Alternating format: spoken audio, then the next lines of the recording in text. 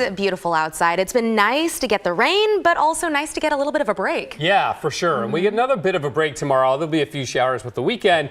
It's going to be wet, like a soaker of a weekend. Why are you smiling? You hate the rain. It's okay. It's fine.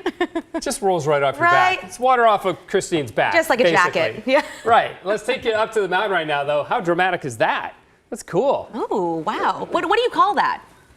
I call that a volcano with a cloud sitting on top of it. Okay, I was mostly You're thinking going like the cloud. lenticular, yes, one exactly. of those. Right? I know what you meant. Matt. No, I know. I know. It, you know, I got to think about that one. It is a lenticular. It's a cap cloud. I would call that alto stratus standing lenticular. Oh, very fancy. nice. Very nice. With a little bit of cumulus happening too, because you can see this little puff ball right here, indicating that that we're getting some vertical development to it. So it's a complex little cloud up there on the top of Mount Hood, but it sure is pretty. 33 degrees right now at 6,000 feet in the Mount Hood National Forest at Timberline Lodge. The coast also looks beautiful in a different way. 50 at Newport with just some scattered high clouds. We topped out at 53. It's close to average for this date. Second day in a row, though, Salem popped into the 60s, and we've got 60s in the 7-day forecast for Portland. Bend was 50, Medford 52, and a little bit cooler, Joseph and Klamath Falls and Burns staying in the 30s in those locations. So there is a weather system here that will bring us some scattered showers tomorrow. That is not the main event. The main event will begin Saturday night and extend into Sunday night as we see a very strong jet stream powering along with lots of Pacific moisture right into the northwest. We call these atmospheric rivers. There's a couple of warm fronts involved with this, and it will be warm. So get ready for some pretty serious rainfall as we go into Saturday night and Sunday. This is tomorrow, and we'll have dry time tomorrow too. It's not going to be raining all day, not by a long shot. But later Saturday and into Saturday night and Sunday, it's going to be a steady rain that is occasionally heavy. We may get a little burst of wind Saturday night and then maybe again on Monday, but the main thing will be the rain. Doesn't really taper off much until later on Monday and even into Tuesday. There could be a few showers around, but by then we're drying out.